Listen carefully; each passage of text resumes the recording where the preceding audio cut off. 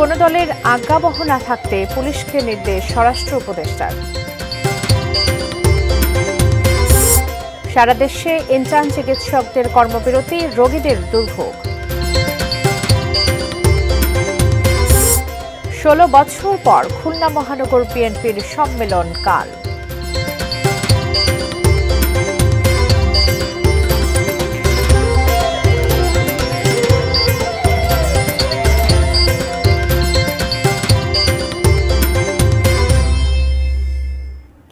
দেখছেন ATN news. দেশের খবরে সবাইকে স্বাগত জানাচ্ছি, আমি বাবলি ইয়াসমিন। আকিজ বশির গ্লাসের সৌজন্যে শিরোনামগুলো শুনছিলেন, জানাবো বিস্তারিত। কোন দলের আজ্ঞাবহ হয়ে এজেন্ডা বাস্তবায়ন না করতে নবীন পুলিশ কর্মকর্তাদের নির্দেশ দিয়েছেন স্বরাষ্ট্র উপদেষ্টা অবসরপ্রাপ্ত লেফটেন্যান্ট জেনারেল জাহাঙ্গীর আলম চৌধুরী। সকালে রাজশাহীর চারদায় পুলিশ একাডেমিতে শিক্ষানবিশ সহকারী পুলিশ সুপারদের প্রশিক্ষণ সমাপনী কুচকাওয়াজে অভিবাদন গ্রহণ করেন স্বরাষ্ট্র উপদেষ্টা। কুচকাওয়াজ শেষে বিভিন্ন বিষয়ে শ্রেষ্ঠতা অর্জনকারী প্রশিক্ষণার্থীদের মধ্যে অ্যাওয়ার্ড প্রদান করেন তিনি। 2 দফা পেছানোর পর অবশেষে 40তম বিসিএস পুলিশ ক্যাডারের এই সমাপনী কুচকাওয়াজ অনুষ্ঠিত হয়। এবারের কুচকাওয়াজে 38তম বিসিএস এর 3 জন এবং 40তম বিসিএস এর 57 জন অংশ নেন। 66 জন শিক্ষানবিশ এএসপি কে নিয়ে গত 24 নভেম্বর কুচকাওয়াজটি অনুষ্ঠিত হওয়ার কথা থাকলেও তা স্থগিত হয়। অবশেষে বিভিন্ন অভিযোগে এ ব্যাচের 66 জনের মধ্যে 6 শিক্ষানবিশ এএসপিকে গত 20 ফেব্রুয়ারি চাকরিচ্যুত করা হয়। বর্ণাঢ্য প্যারেড অনুষ্ঠানে বগুড়া সেনানিবাসের GOC major general SM Asadul Haque সহ ঊর্ধ্বতন সেনা ও পুলিশ অফিসাররা উপস্থিত ছিলেন। আপনারা কর্মক্ষেত্রে রাগ, অনুরাগ, বিরাগের বশবর্তী না হয়ে দায়িত্বশীল হিসাবে কাজ করবেন। কোনো কায়েমি স্বার্থ যেন আপনাকে তাদের দলদাসে রূপান্তরিত করতে না পারে, সেই জন্য সর্বদা সতর্ক থাকবেন। 5 দফা দাবিতে দেশের বিভিন্ন মেডিকেল কলেজ হাসপাতালগুলোতে ইন্টার্ন চিকিৎসকদের আজও কর্মবিরতির ঘোষণা রয়েছে। একই সঙ্গে ক্লাস ও পরীক্ষা বর্জন সহ কমপ্লিট শাটডাউনের ঘোষণা রয়েছে মেডিকেল কলেজ শিক্ষার্থীদের। আন্দোলনকারীদের দাবি, দেশে পর্যাপ্ত MBBS ও BDS ডাক্তার থাকায় ম্যাটসের প্রয়োজন নেই। তাদের গণহারে ডাক্তার লেখা বন্ধ না হলে ক্লাস বর্জন সহ কার্যক্রম বন্ধ রাখার হুঁশিয়ারি দেন মেডিকেল শিক্ষার্থী ও ইন্টার্ন চিকিৎসকরা। 5 দফা দাবি মানা না পর্যন্ত বিভিন্ন কর্মসূচি চলবে বলে জানিয়েছেন আন্দোলনকারীরা। তবে কোথাও কোথাও ঘোষিত সময়ের আগে সকাল থেকে তাদের কর্মবিরতিতে এরই মধ্যে ভোগান্তিতে পড়েছেন রোগী ও স্বজনরা।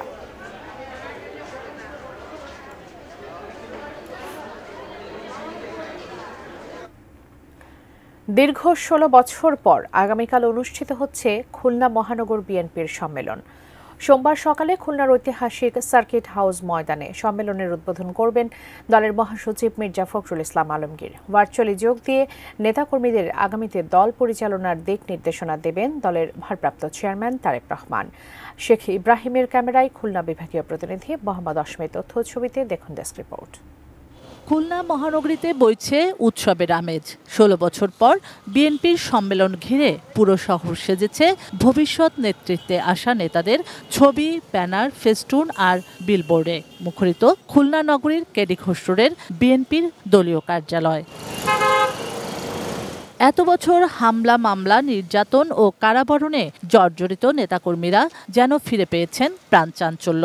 সার্কিট হাউস ময়দানে সোমবার সকাল 11:30টায় সম্মেলনের উদ্বোধন করবেন দলের মহাসচিব মির্জা ফখরুল ইসলাম আলমগীর। নেতাকর্মীরা অনেকটা আবেগ আপ্লুত।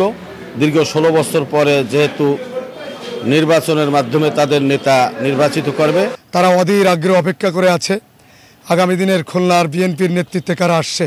প্রথম পর্ব শেষে দুপুরে জেলা স্টেডিয়ামের জিমনেশিয়ামে হবে ভোটযুদ্ধ।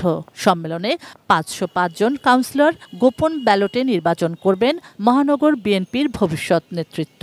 এবার দলের নেতৃত্ব দিতে আগ্রহী সভাপতি, সাধারণ সম্পাদক ও সাংগঠনিক সম্পাদক পদে 13 জন।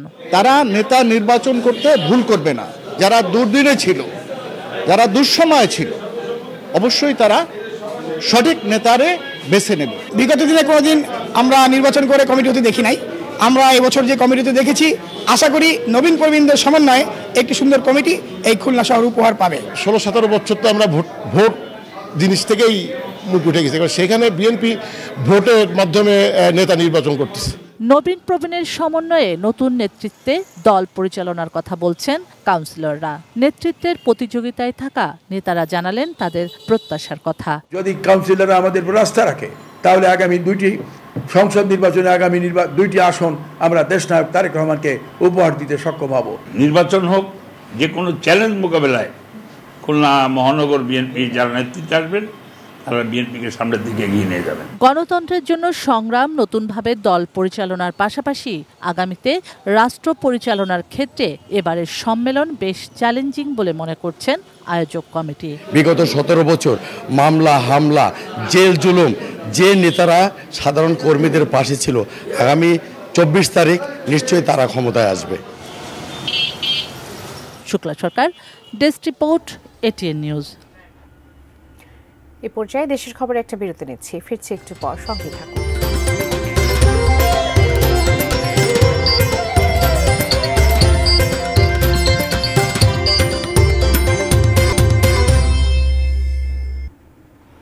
স্বাগত, আবারও দেখছেন দেশের খবর। এবারে বইমেলার খবর জানাবো সৌজন্যে বাংলালিংক।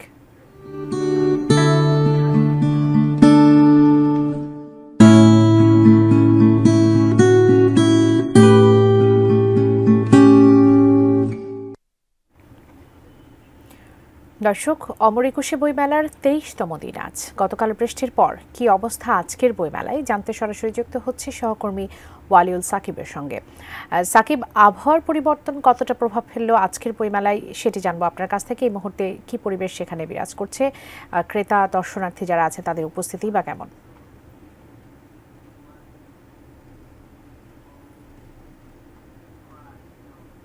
আমি যেমনটি কিছুক্ষণ আগেও জানাচ্ছিলাম যে গতকালের বৃষ্টির প্রভাব আজকেও রয়েছে এবং আমরা দেখেছি যে মেলার বিভিন্ন প্রান্তে আমরা দেখতে পাচ্ছি যে এখনও পানি জমে আছে। সেই পানিগুলো নিষ্কাশনের কিংবা পানি সরানোর কোনো ব্যবস্থা কিন্তু করা হয়নি এবং সাধারণ যারা দর্শনার্থী আসছেন, ক্রেতা কিংবা পাঠক আসছেন, তাদের অনেকটাই দুর্ভোগ পোহাতে হচ্ছে এই পানির কারণে।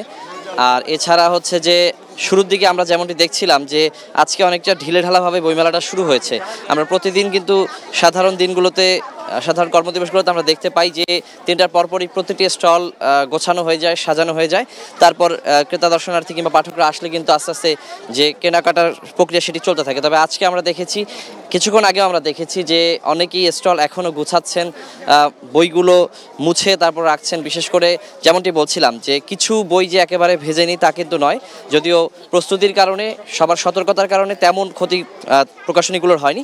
তবে যে অল্প কিছু বই ভিজেছে সেগুলো আমরা এমনও দেখেছি যে রোদে শুকানো হচ্ছে, পাশাপাশি হচ্ছে বইগুলোকে মুছে কিছুটা ঝাড়পোছ করে তারপর তারা স্টলগুলো গোছাচ্ছিলেন এবং এই মুহূর্তে ভিড় অনেকটাই বেড়েছে। প্রথম শুরুর পরে আমরা দেখেছি কিছুটা আনাগোনা কম ছিল পাঠক দর্শনার্থীদের, এই মুহূর্তে অনেকটাই মানুষের ভিড় বেড়েছে এবং বেচাকেনাতেও আমরা দেখতে পাচ্ছি যে স্টলগুলো, প্রকাশনী যারা বিক্রয় প্রতিনিধি রয়েছেন তারা কিন্তু ব্যস্ত হয়ে উঠেছেন। তবে যেমনটি বলছিলাম যে সেই গতকালের প্রভাবের কারণে হয়তো বা কিছুটা ঢিলেঢালা শুরুতে ছিল, তবে এই মুহূর্তে অনেকটাই জমে উঠেছে। আর আমরা জানি যে একেবারেই শেষ মুহূর্তে রয়েছে বইমেলা, আর অল্প কিছুদিন পরেই বইমেলা শেষ হয়ে যাবে। সেই কারণে কিন্তু এখন কর্মদিবসগুলোতেও ঠিক ছুটির দিনের মতোই ভিড় আমরা দেখতে পাবো বলেই আশা করছি এবং আজকে কিন্তু এখন পর্যন্ত যে ভিড়, সন্ধ্যা নাগাদ কিন্তু সেই ভিড় আরও বাড়বে বলেই আমরা ধারণা করতে পারছি। তো বাবলি, এখন পর্যন্ত এই ছিল আমার কাছে বইমেলা থেকে সার্বিক পরিস্থিতি। 20 বছরে বাংলালিংকে প্রতিদিন 20 মিনিটে কথা বললেই কল রেট 1 পয়সা প্রতি সেকেন্ড সারাদিন। অমর একুশে বইমেলার 23তম দিনের খবর জানাচ্ছিলেন সহকর্মী ওয়ালিউল সাকিব। নওগাঁর পত্নীতলায় সড়কে গাছ ফেলে একটি বিআরটিসি বাস ও মাইক্রোবাসে ডাকাতির ঘটনা ঘটেছে। শনিবার দিবাগত রাতে উপজেলার নজিপুর সাপাহার মহাসড়কের মানাসী ও করমজাইয়ের মাঝামাঝি এলাকায় এই ঘটনা ঘটে। ডাকাতের কবলে পড়া বিআরটিসি বাসের সুপারভাইজার রতন কুমার সাহা বলেন, পোরশার উদ্দেশ্যে রাজশাহী থেকে রাত 9টার দিকে ছেড়ে রাত 11:15টায় ঘটনাস্থলে পৌঁছায় বাসটি। এ সময় সড়কে গাছ ফেলা দেখে গতি কমিয়ে দিলে একদল মুখোশধারী দরজা জানলার গ্লাস ভেঙে বাসে ঢুকে অস্ত্রের মুখে যাত্রীদের জিম্মি করে। এরপর নগদ টাকা, মোবাইল ফোন, নারী যাত্রীদের স্বর্ণালংকার সহ প্রায় 3 লাখ টাকার মালামাল নিয়ে যায়। ডাকাতরা বাসের পেছনে থাকা একটি মাইক্রোবাসের চালককেও মারধর করে মালামাল লুট করে পালিয়ে যায়। তবে পত্নীতলা থানার ওসি এনায়েতুর রহমান ডাকাতের ঘটনা অস্বীকার করে বলেন, এ ঘটনায় যাত্রীরা এখনো কোনো অভিযোগ করেননি।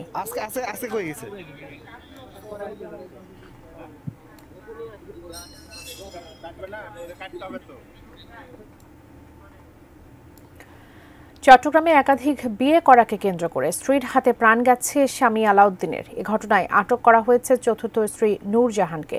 শনিবার দিবাগত রাত 2টার দিকে হালি শহরের বসুন্ধরা আবাসিক এলাকায় মর্জিনার মার কলোনিতে এই হত্যাকাণ্ড ঘটে। পুলিশ জানায়, নিহত আলাউদ্দিন তার চতুর্থ স্ত্রী নূরজাহানকে না জানিয়ে সম্প্রতি পঞ্চম বিয়ে করেন। এ নিয়ে স্বামী স্ত্রীর মধ্যে মনোমালিন্য হয়। তারই ধারাবাহিকতায় স্বামী আলাউদ্দিনকে ধারালো দা দিয়ে এলোপাতাড়ি কুপিয়ে হত্যা করেন স্ত্রী নূরজাহান। হালিশহর থানার ওসি মোহাম্মদ মনিরুজ্জামান জানান, ঘটনাস্থল থেকেই আসামিকে হেফাজতে নেওয়া হয়েছে। উদ্ধার করা হয় হত্যাকাণ্ডে ব্যবহৃত ধারালো দা। এ ঘটনায় একটি হত্যা মামলা দায়ের করা হয়েছে। ঢাকার ধামরায়ে যুবদল নেতাকে পিটিয়ে হত্যার ঘটনায় 3 জনকে গ্রেফতার করেছে পুলিশ। শনিবার রাতে সাভারের বিভিন্ন এলাকা থেকে তাদেরকে গ্রেফতার করা হয়। শুক্রবার ধামরায়ের কুল্লা ইউনিয়নের মাকুলিয়া গ্রামে স্ত্রীর সামনে বাবুল হোসেন নামে ওই যুবদল নেতাকে কুপিয়ে ও পিটিয়ে হত্যা করে স্থানীয় সন্ত্রাসীরা। স্বজনদের দাবি, পূর্বশত্রুতার জেরেই বাবুল হোসেনকে হত্যা করা হয়েছে। তিনি কুল্লা ইউনিয়নের 6 নম্বর ওয়ার্ডের সাবেক ইউপি সদস্য ছিলেন।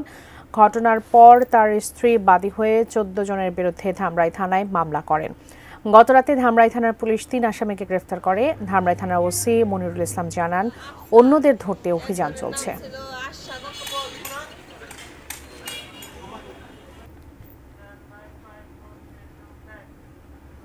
সময় হলো আরেকটি বিরতি নেবার, ফিরছি একটু পর। সঙ্গে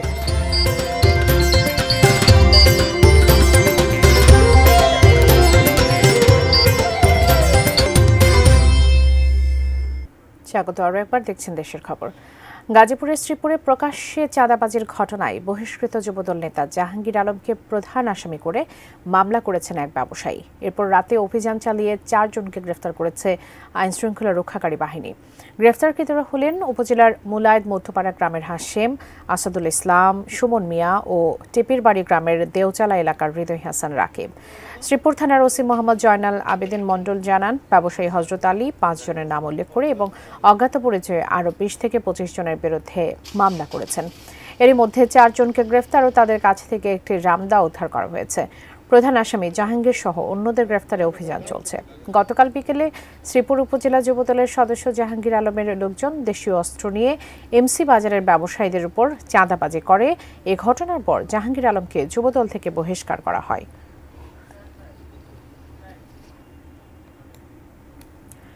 মেহেরপুরের বাঁধাকপি এবার দেশের গণ্ডি পেরিয়ে রপ্তানি হচ্ছে বিদেশে। চাষিদের কাছ থেকে সরাসরি চলে যাচ্ছে মালয়েশিয়া, সৌদি আরব, সিঙ্গাপুর সহ বিভিন্ন দেশে। সরকারিভাবে বিদেশে বাজার সম্প্রসারণের দাবি জানিয়েছেন কৃষকরা। মেহেরপুর থেকে জুলফিকার আলী কারণের তথ্য ছবিতে ডেস্ক রিপোর্ট। কৃষি নির্ভর জেলা মেহেরপুরের সবজির সুনাম রয়েছে সারা দেশে।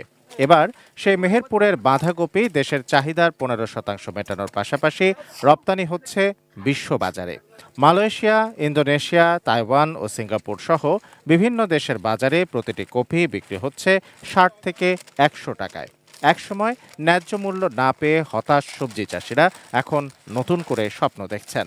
আমরা মেহেরপুরে কপি চাষ করেছি, তাতে দাম কম, তাই এই জন্য আমরা বিদেশ পাঠাচ্ছি। দাম যদি বেশি পাই তাহলে আমাদের অনেক সুবিধা হবে। বিদেশে পাঠানো আরো কোম্পানি যদি দিত তাহলে আমাদের আরো চাহিদা হইতো। যদি সরকারিভাবে উদ্যোগ নেয় না কেন, তাহলে আমাদের চাষিরা আরো উন্নতির দিকে যাবে। মেহেরপুরের কীটনাশক মুক্ত বাঁধাকপি রপ্তানি পণ্যের তালিকায় যুক্ত হওয়ায় বৈদেশিক মুদ্রা আয়ের নতুন সম্ভাবনা তৈরি হয়েছে। মাঠ থেকেই বাঁধাকপি কিনে নিচ্ছে রপ্তানিকারক প্রতিষ্ঠান। কৃষকের দিক টাকায় কপিগুলো বাইরে পাঠা দিচ্ছে, বাইরের রাষ্ট্রে।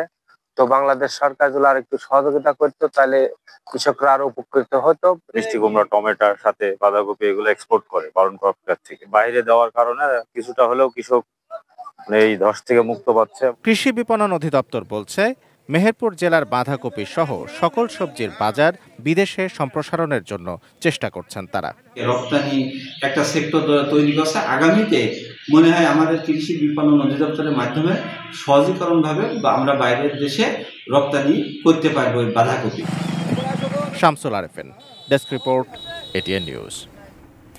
শেষ করব দেশের খবর, তবে তার আগে জানিয়ে দিব আকিজ বশির গ্লাসের সৌজন্যে শিরোনামগুলো আরও একবার। কোনো দলের আজ্ঞাবহ না থাকতে পুলিশকে নির্দেশ স্বরাষ্ট্র উপদেষ্টার। সারা দেশে ইন্টার্ন চিকিৎসকদের কর্মবিরতি, রোগীদের দুর্ভোগ। 16 বছর পর খুলনা মহানগর বিএনপির সম্মেলনকাল। নওগাঁর পত্নীতলায় সড়কে গাছ ফেলে বাসে ডাকাতি। ধামরাইয়ে যুবদল নেতাকে পিটিয়ে হত্যার ঘটনায় 3 জন গ্রেপ্তার।